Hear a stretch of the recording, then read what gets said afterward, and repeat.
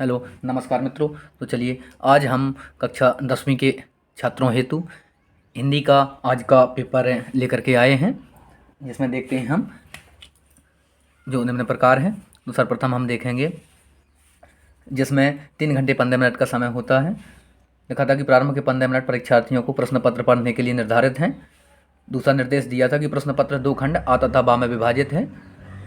तीसरा निर्देश दिया गया है प्रश्न पत्र के खंड आ में बहुविकल्पी प्रश्न है, जिसमें सही विकल्प का चयन करने के OMR सीट पर यानी कि ऑप्टिकल मार्क रीडर सीट पर नीले अथवा काले बॉल पॉइंट पेन से सही विकल्प वाले गोले को पूर्ण रूप से काला करना था, हमें गोला भरना था। और नंबर चौथा विकल्प दिया था कि खंड आ में बहुविकल्पी प्रश्न हेतु प्रत्येक प्रश्न के लिए 1 अंक निर्धारित किया गया था, जो 20 बहुविकल्पी हैं इसमें। नंबर अगला निर्देश था कि प्रत्येक प्रश्न के सम्मुख है उनके निर्धारित अंक दिए गए हैं। जितने भी प्रश्न हैं 20 बहुविकल्पी हैं, उनके सामने 1-1 अंक निर्धारित किया गया है। तो चलिए मित्रों, सर्वप्रथम हम देखते हैं कि पहला प्रश्न आया है बहुविकल्पी कि प्रताप नारायण मिश्र लेखक हैं। कक्षा 10वीं में प्रश्न आया था कि प्रताप नारायण मिश्र लेखक हैं, तो किस युग के लेखक हैं? द्विवेदी युग, भारतेंदु युग, शुक्ल युग और शुक्लोत्तर युग। तो मित्रों इसका जो सही विकल्प होगा वो होगा हमारा भारतेंदु युग। तो पंडित प्रताप नारायण मिश्र किस युग के लेखक हैं? भारतेंदु युग के लेखक हैं। तो चलिए अगला हमारा प्रश्न था, प्रश्न नंबर दूसरा था गुनाहों का देवता रचना की विधा है। तो गुनाहों का देवता जो रचना है डॉक्टर धर्मवीर भारती जी की है और ये उपन्यास विधा की रचना है, ये उनका प्रसिद्ध उपन्यास है। तो चलिए अगला प्रश्न देखते हैं हम। नंबर तीसरा आया कि हंस पत्रिका के संपादक थे। तो मित्रों हंस पत्रिका के संपादक लिखा है कि मुंशी प्रेमचंद्र, जयशंकर प्रसाद, निराला जी और महादेवी वर्मा। तो हंस पत्रिका के संपादक जो हमारे थे वो कौन थे? मुंशी प्रेमचंद्र जी थे। तो चलिए आगे देखते हैं हम अगले प्रश्न को। तो अगला प्रश्न हमारा आया है इसमें, अगला प्रश्न लिखा है कि कलम का सिपाही की विधा है। कलम का सिपाही की विधा है। तो चलिए देखते हैं इसको। कलम का सिपाही की विधा है, तो कलम का सिपाही की विधा किस विधा की रचना है ये? तो ये जीवनी विधा की रचना है। किस विधा की है? ये जीवनी विधा की रचना है। और अगला आया है हमारा कि लहरों के राजहंस। लहरों के राजहंस, तो लहरों के राजहंस के लेखक हैं धर्मवीर भारती, मोहन राकेश, कमलेश्वर और राजेंद्र यादव। तो लहरों के राजहंस के लेखक हैं धर्मवीर भारती जी। और अगला प्रश्न आया है हमारा, छठवां विकल्प है कि आचार्य रामचंद्र शुक्ल एक हैं। आचार्य रामचंद्र शुक्ल किस रूप में ज़्यादा प्रसिद्ध हैं? कवि के रूप में, उपन्यासकार के रूप में, आलोचक के रूप में, नाटककार के रूप में। तो मित्रों ये लेखक तो हैं ही हैं, उपन्यासकार भी हैं, लेकिन ये आलोचक के रूप में ज़्यादा प्रसिद्ध हैं। तो इसका सही विकल्प होगा नंबर सी, आलोचक। अगला देखते हैं हम। अगला लिखा है आकाशदीप के लेखक हैं। तो आकाशदीप नामक कहानी आपने अवश्य पढ़ी होगी। तो इसके लेखकों को देखते हैं कौन कौन से दिए हैं विकल्प हमें। नंबर पहला विकल्प है अमरकांत, दूसरा आचार्य रामचंद्र शुक्ल, तीसरा जयशंकर प्रसाद, चौथा डी नंबर पर निराला। तो इसका कौन होगा? तो मित्रों इसके होंगे, इसका सही उत्तर होगा जयशंकर प्रसाद। तो चलिए हम आगे देखेंगे। अगला आया है कि मैला आंचल के रचनाकार हैं। तो मैला आंचल के रचनाकार नंबर 1 पर लिखा है मोहन राकेश, फणीश्वर नाथ रेणु, प्रेमचंद्र और जयशंकर प्रसाद। तो जो मैला आंचल के रचनाकार हैं वो फणीश्वर नाथ हैं, रेणु जी हैं। तो आपके प्रश्न नंबर 8 में का विकल्प नंबर बी सही हो जाएगा, फणीश्वर नाथ है, रेणु। तो चलिए हम आगे देखते हैं। अगला प्रश्न हमारा लिखा है कि केशोदास काव्यधारा के कवि हैं। तो केशोदास किस काव्यधारा के कवि हैं? तो केशोदास एक तो रीतिकाल के कवि हैं। किस काल के? रीतिकाल के कवि हैं। और तो इसकी शाखाएं दी हुई हैं रीतिबद्ध, रीतिसिद्ध और रीतिमुक्त और प्रयोगवादी। तो 4 आ गया है, तो कौन सा होगा? ये रीतिबद्ध होगा या रीतिमुक्त होगा या रीति सिद्ध होगा? तो मित्रों केशोदास किस काव्यधारा के कवि हैं? तो केशोदास रीतिबद्ध काव्यधारा के कवि हैं। तो चलिए इसका विकल्प नंबर 1 हो जाएगा, रीतिबद्ध। अगला देखते हैं। अगला प्रश्न आया है 10वां, रामचंद्र का रचना है। तो रामचंद्र का किसकी रचना है? तो रामचंद्र का केशवदास, बिहारी लाल, घनानंद और भूषण। तो ये मित्रों 4 कवियों को दिया गया है, तो जिसमें रामचंद्र का ये केशवदास की रचना है। तो चलिए इसका विकल्प नंबर ए सही हो जाएगा। अगला प्रश्न आया है कि करुण रस का स्थायी भाव होता है। करुण रस का स्थायी भाव क्या होता है? रति, शोक, हास और निर्वेद। तो करुण का क्या होगा? शोक होगा इसका स्थायी भाव। तो विकल्प नंबर बी ये सही है। आगे देखेंगे हम। सोहत ओढ़े पीठ पट श्याम सलोने गात, मनो नीलमणि शैल पर आतप पर्यो प्रभात। उपर्युक्त पंक्तियों में अलंकार हैं। तो मित्रों 4 अलंकार दिए हैं इसमें विकल्प में, उपमा, रूपक, उत्प्रेक्षा और यमक। तो उपमा आप जानते ही होंगे जहाँ एक वस्तु की तुलना दूसरी वस्तु से की जाए समान गुण धर्म के आधार पर, वहाँ उपमा होगा। रूपक, जहाँ उसको सीधा मान लिया जाए। और यमक, यमक भी आप जानते होंगे। आया उत्प्रेक्षा, तो उत्प्रेक्षा इसकी पहचान होती है जनु जानो मन मानो। तो जैसा कि हम इसमें देख पा रहे हैं कि सोहत ओढ़े पीठ पर श्याम सलोने गाद, मनो नीलमणि शैल पर आतप पर्यो प्रभात। तो मित्रों इसमें कौन सा हो जाएगा? विकल्प नंबर सी, उत्प्रेक्षा, ये आपका सही विकल्प हो जाएगा। तो चलिए आगे देखते हैं हम अगले को। तो अगले में हम देखेंगे प्रश्न नंबर 13 आया है, रोला छंद में कुल कितने चरण होते हैं? रोला छंद में कुल कितने चरण होते हैं? तो रोला छंद में कुल कितने चरण होते हैं मित्रों? तो इसमें कुल 4 चरण होते हैं। तो इसका विकल्प सी, क्योंकि आप रोला और दोहा पढ़े होंगे, 11-11 और 13-13 मात्राओं वाला और 13-13 11-11 मात्राओं वाला। तो चलिए अब हम इसको देखते हैं। अगला आ रहा है हमारा चौथा। तो चौथे में हमारे में लिखा है कि अधिग्रहण शब्द में उपर्युक्त उपसर्ग है। अधिग्रहण शब्द में उपर्युक्त उपसर्ग है। तो चलिए अधिग्रहण को देखेंगे हम। तो अधिग्रहण में आया है कि कौन सा उपसर्ग है? तो मित्रों इसमें होगा अधि उपसर्ग। कौन सा होगा? इसमें होगा उपसर्ग अधि। तो चलिए option number B is the right answer. आगे देखते हैं हम 15वां कि प्रत्यय के कितने भेद हैं? प्रत्यय के भेद कितने होते हैं? कृत और तद्ध है। तो मित्रों इसके 2 भेद होते हैं। तो ऑप्शन नंबर ये हो जाएगा आपका, ये सही हो जाएगा। इसमें लिखा ए, बी, सी और डी। तो ये हमारा विकल्प नंबर ए यानी कि 2 होते हैं। 16वां प्रश्न देखेंगे हम, तिरंगा में कौन सा समास है? तो तिरंगा में समास देखेंगे हम द्वंद्व, द्विगु समास और कर्मधारय और तत्पुरुष। तो इसमें कौन सा हो जाएगा? द्विगु समास हो जाएगा, क्योंकि इसमें कितना तिरंगा, 3 रंगों वाला। तिरंगा क्या कहलाता है? 3 रंगों वाला। तो इसमें हो जाएगा द्विगु समास। आगे देखेंगे हम 17वें नंबर विकल्प को। तो 17 में लिखा है कि प्रत्येक शब्द में कौन सी संधि है? तो मित्रों प्रत्येक शब्द में कौन सी संधि होगी? प्रत्येक शब्द में यण संधि होगी।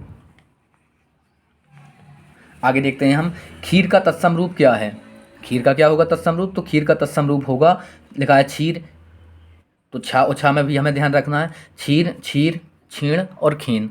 तो इसमें कौन हो जाएगा? जो मित्रों विकल्प नंबर बी सही हो जाएगा, यह हमारा क्षीर सही हो जाएगा। आगे देखते हैं हम कि नद्यई शब्द का वचन और विभक्ति है। नदी के रूप आपने पढ़े होंगे, चतुर्थी एक वचन, पंचमी बहुवचन, षष्ठी एक वचन और चतुर्थी एक वचन। तो ये क्या आएगा मित्रों? ये चतुर्थी एक वचन आएगा। तो option number D is the right answer. आगे देखते हैं विकल्प नंबर 20 लिखा है कि हसिष्यथा धातु का वचन एवं पुरुष है। तो हसिष्यथा धातु में वचन एवं पुरुष कौन सा है?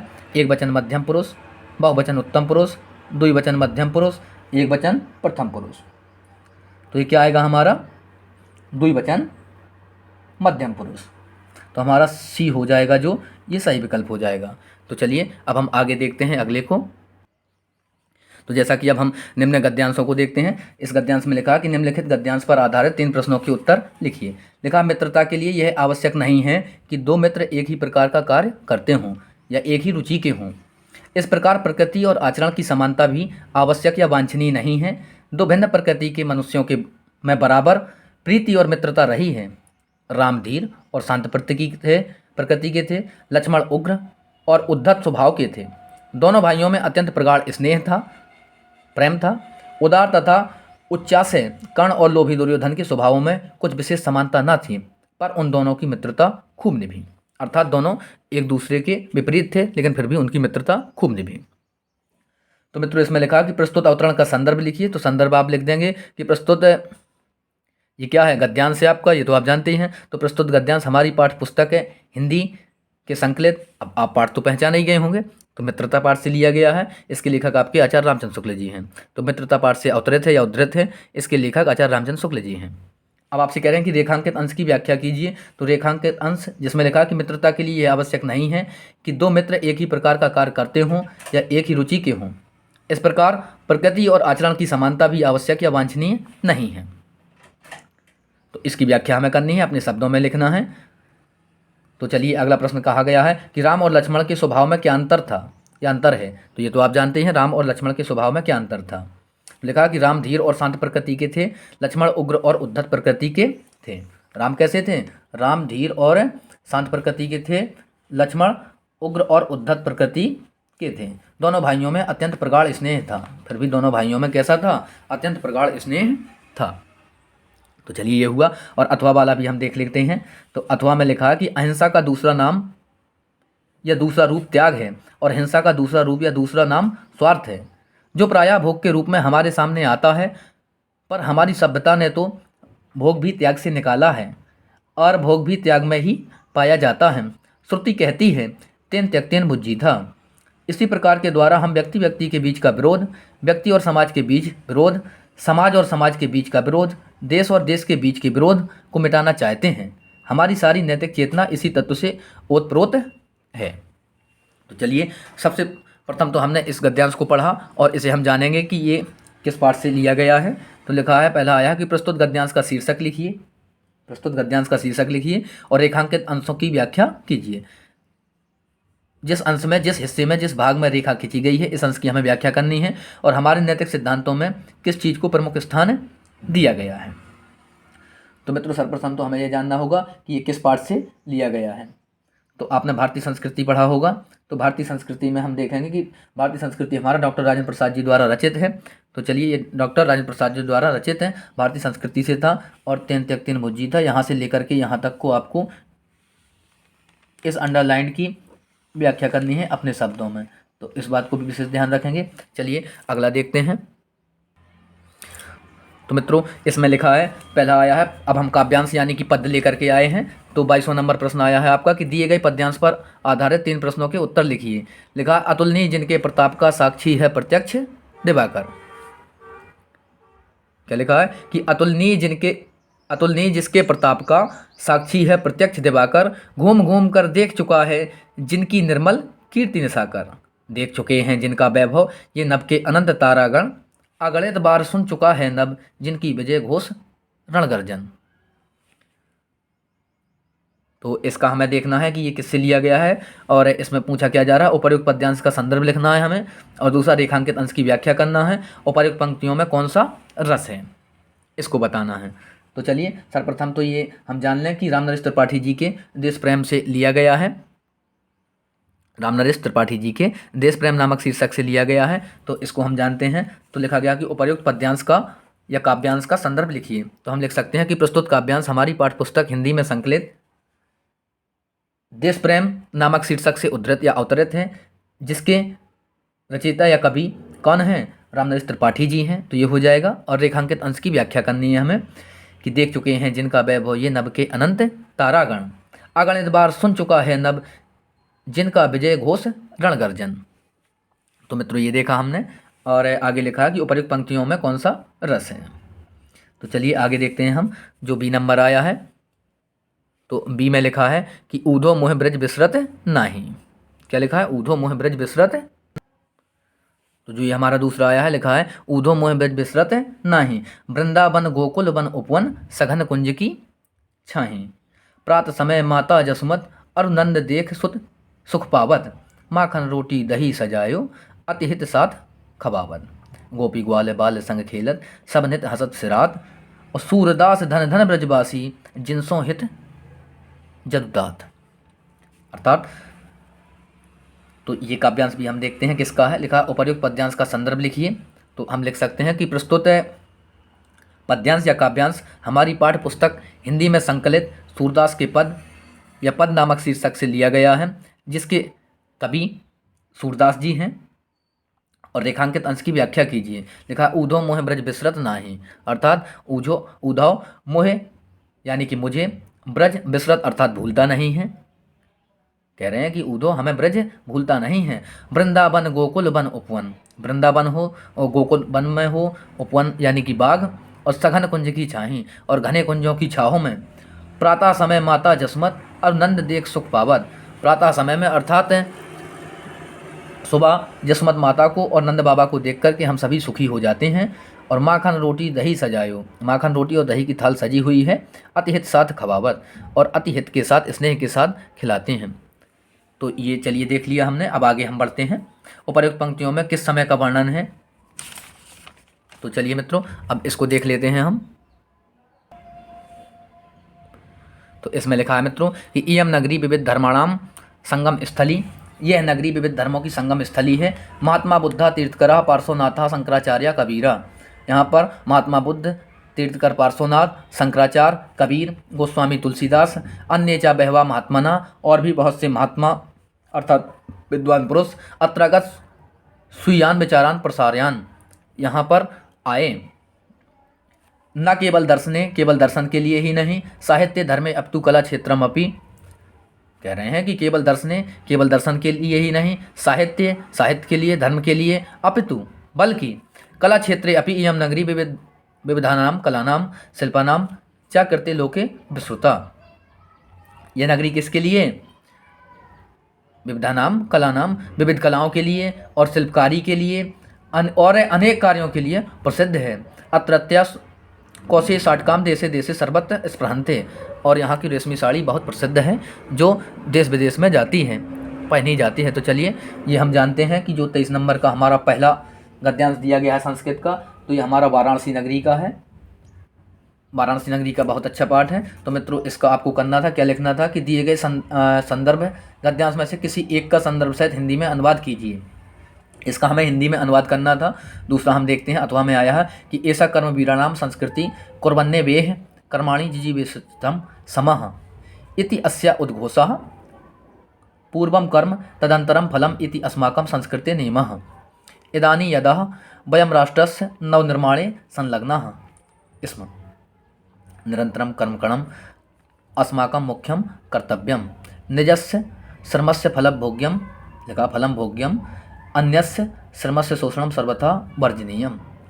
आगे लिखा यदि वयं विपरीतम् आचरामः तदा न वयं सत्यम भारतीय संस्कृति उपासकः। तो जो ये हमारा अथवा में आया है खा नंबर पर, तो खा नंबर के विकल्प को हम देखेंगे कि ये हमारा खा नंबर किसका है, ऑप्शन प्रश्न नंबर 23 का। तो ये हमारा भारतीय संस्कृति से लिया गया है मित्रों। तो भारतीय संस्कृति को भी आपने पढ़ा होगा, जैसे कि 9 अध्याय दिए हुए हैं, तो 9 में से का मैंने बता दिया आपको जो वाराणसी नगरी का है। दूसरा हम देखे हैं जो दूसरा हमारा भारतीय संस्कृति का है। तो चलिए आगे हम अगले प्रश्न को देखते हैं। तो ये हमारा इस तरीके से 23वां प्रश्न हो गया। अब हम 24वें प्रश्न को देखते हैं। 24वें प्रश्न में लिखा गया कि दिए गए संस्कृत पद्यांश में से किसी एक का संदर्भ सहित हिंदी में अनुवाद कीजिए। किसी 2 पद्यांश दिए हुए हैं हमें, इनका हमें संस्कृत के पद्यांश हैं या काव्यांश हैं, इनको हमें अनुवाद करना है संदर्भ सहित किसी एक का 2 में से। पहला लिखा है कि किस्वित गुरुतरे भूमे, क्या लिखा, किस्वित गुरुतरे भूमे किस्विद दुचरतम चखात और किस्विद शीघ्रतरम बातात किस्विद बहुतरम तृणात माता गुरुतरा भूमे खात पितोच्चत्र स्थिता और मनः शीघ्रतरम बातात चिंता बहुतरी तृणात। क्या लिखा, चिंता बहुतरी तृणात। तो चलिए इसमें इस प्रकार से हम अथवा वाला भी देखते हैं। तो अथवा में क्या दिया हुआ है, या तो हम अथवा वाले को भी देखेंगे। इसमें अथवा में लिखा हतु व प्राप्यसी स्वर्ग जित्वा व भोग्यक्षे महीम निराशी निर्ममे भूत्वा युद्धस्व विगत ज्वरा। क्या लिखा है, विगत ज्वरा। तो चलिए इसको हम देखते हैं कहाँ से आया है। तो मित्रों जो हमने पहला देखा किस्विदम गुरुतरम भूमे, तो ये पहला हमारा दिया गया है प्रश्न नंबर 24 का। तो जीवन सूत्राणी से लिया गया है। ये किससे लिया गया है, जीवन सूत्राणी से। तो इसमें क्या पूछा गया है, हमें किसी एक का संदर्भ सहित हिंदी में अनुवाद करना है। तो संदर्भ हमें लिखना था इसमें कि प्रस्तुत श्लोक हमारी पाठ्यपुस्तक हिंदी के संस्कृत खंड के जीवन सूत्राणी पाठ से उद्धृत है या अवतरित है। तो इस प्रकार से हमारा संदर्भ हो जाता। और इसका अनुवाद में हमें क्या बताना था कि यक्ष युधिष्ठिर से पूछता है भूमि से महान क्या है और आकाश से ऊंचा क्या है।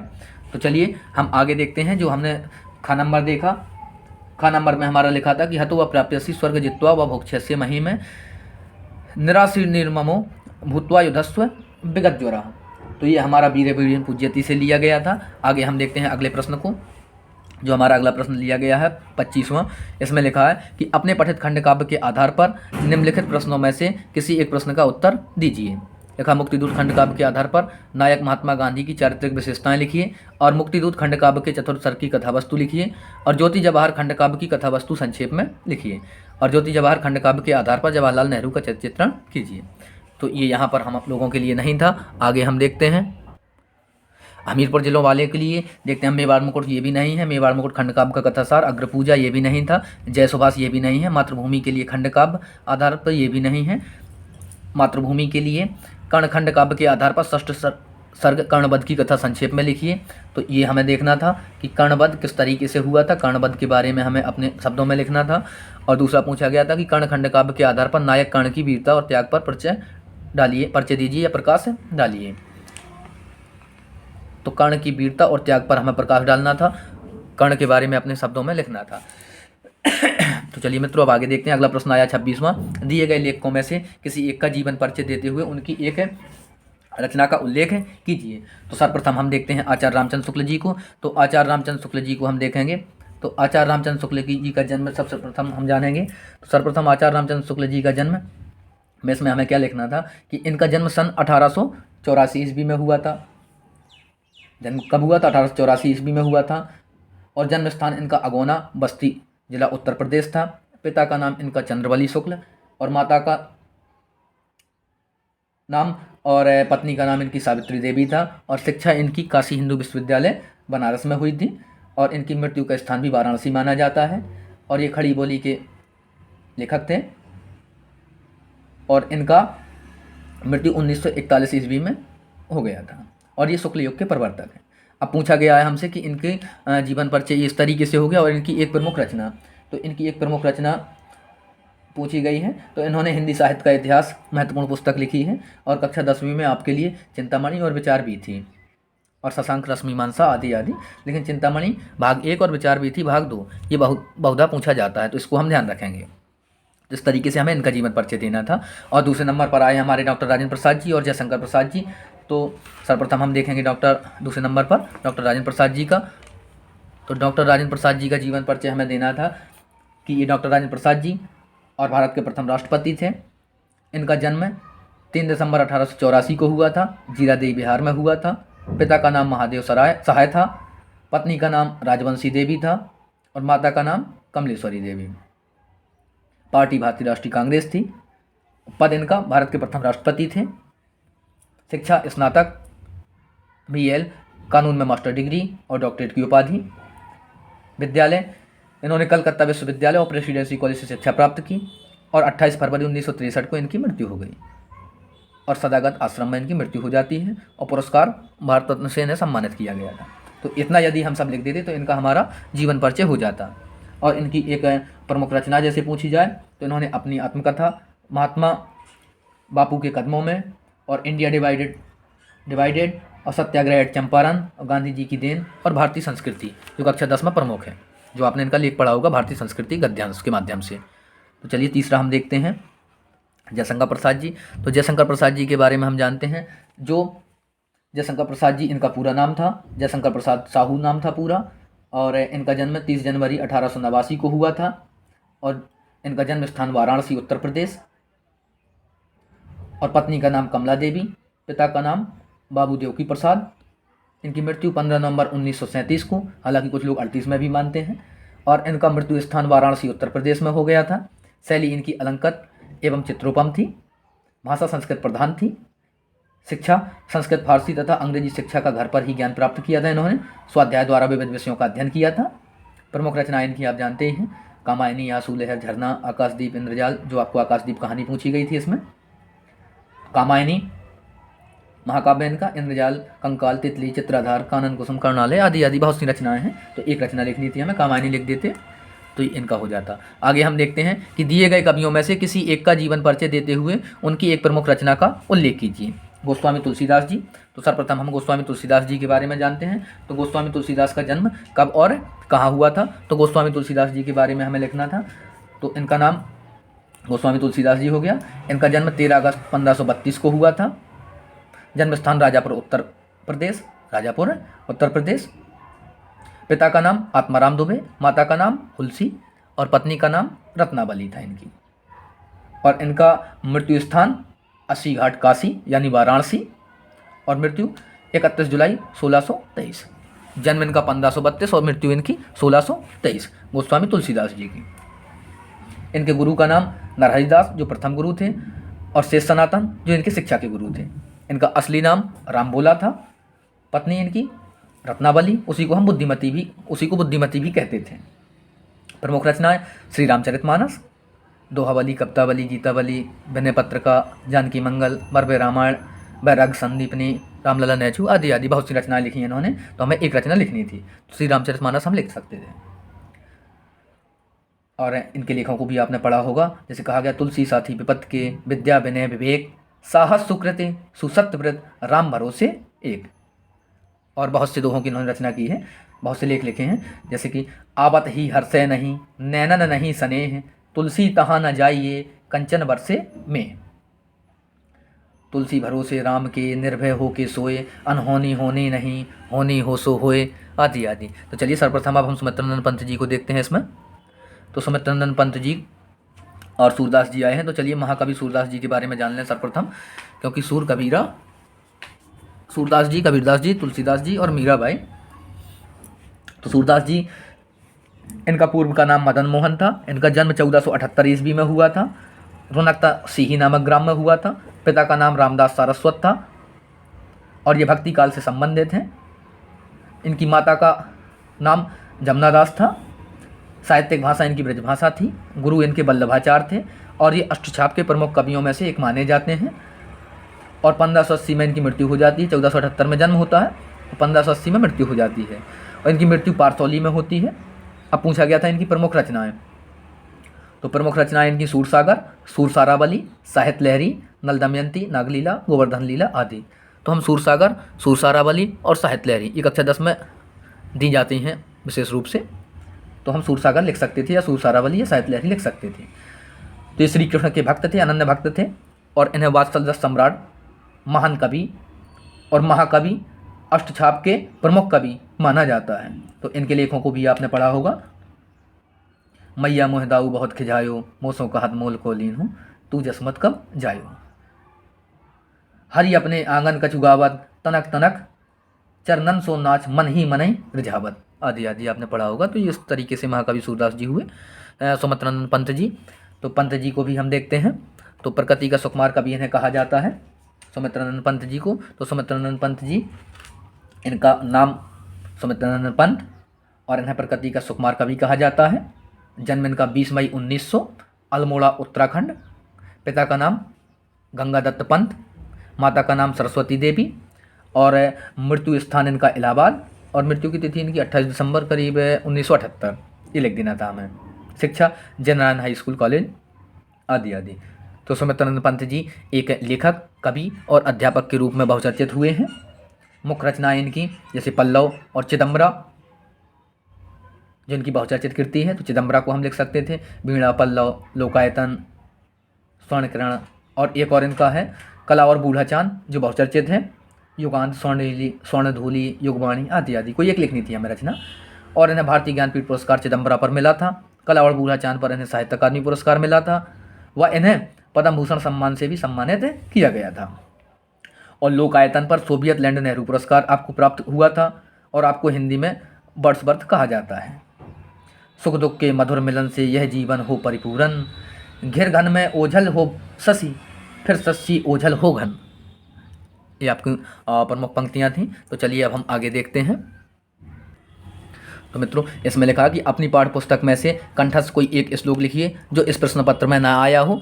तो अपनी पाठ्य पुस्तक से आपको एक श्लोक लिखना था जो बहुचर्चित श्लोक आ जाता है कि सर्वे भवन्तु सुखना, सर्वे सन्तु निरामया, सर्वे भद्राणि पश्यन्तु, माँ कश्चित् दुःख भाग् भवेत्। तो इस तरीके से आप इसमें वो श्लोक लिख करके 2 नंबर प्राप्त कर सकते थे।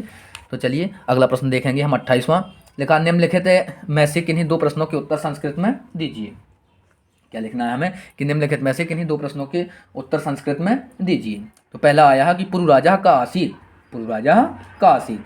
तो पुरु राजा एक भारत वीरा आसीत, पुरुराज एक भारत के वीर थे। दूसरा नंबर प्रश्न आया है, तो ये इस तरीके से हमारा हो जाएगा कि पुरु राजा का आसीत, तो पुरु राजा एक भारत वीरा आसीत। और दूसरा लिखा है कि वीरा कैन पूज्यते, वीरा कैन पूज्यते, तो वीरा वीरेण पूज्यते, ये भी आपने अवश्य पढ़ा होगा, वीरा वीरेण पूज्यते। फिर लिखा कि कुत्र मरणम मंगलम भवति, कहाँ, कुत्र माने कहाँ, मरणम माने मारने से, मंगलम माने मंगल, भवति माने होता है। ये तो आप जानते ही हैं कि वाराणस्य मरणम मंगलम भवति। और अगला लिखा गया है कि चंद्रशेखर एक प्रसिद्ध क्रांतिकारी देशभक्त च आसीत, लिखा चंद्रशेखर का आसीत। तो ये चारों प्रश्न जैसे आए हैं, इन चारों में से हमें कितने के देने थे, 2 के लिखने थे। तो 2 में से जैसे कि हम ये देखें पुरु राजा का आसीत, तो पुरु राजा को हम देखेंगे तो पुरु राजा एका भारत वीरा आसीत। तो चलिए मैं आपको यहाँ पर दिखा दूँ कि पुरु राजा एका भारत वीरा आसीत। इस तरीके से आप कर देते हैं। वीरा केन पूज्यते, तो वीरा वीरेण पूज्यते, वीरा वीरेण पूज्यते।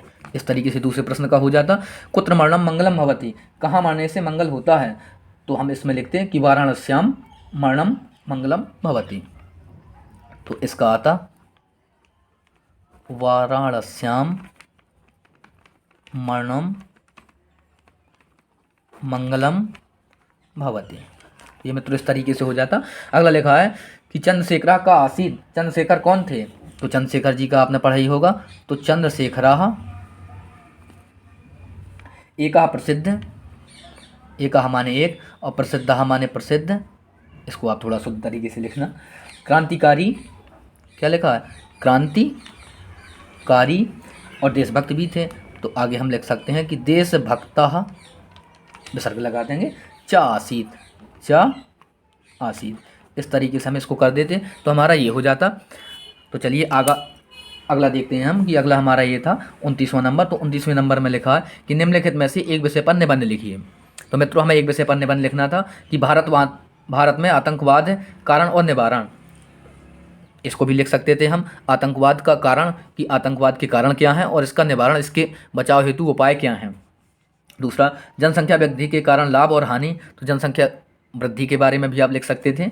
और बेरोजगारी की समस्या, कि भारत में बेरोजगारी की समस्या कितनी दिन प्रतिदिन बढ़ती जा रही है। और विज्ञान के चमत्कार, विज्ञान के चमत्कार, विज्ञान की खोजें यानी विज्ञान के लाभ और हानि, अर्थात विज्ञान का वरदान और अभिशाप आदि आदि चीज़ें आप विज्ञान के बारे में इसमें लिख सकते थे। और नंबर अगला आया है 5वां नंबर, मेरा प्रिय कवि। तो एक निबंध लिखने पर हमें कितना 9 नंबर प्राप्त होता। तो निम्नलिखित में से किसी एक विषय पर निबंध लिखना था हमें। तो मित्रों इस प्रकार से आप किसी एक विषय पर निबंध लिख सकते थे। उम्मीद है कि आप अपने परीक्षा परिणामों में सफल हों और आपके उज्जवल भविष्य की कामना करते हैं। जय हिंद, वंदे मातरम।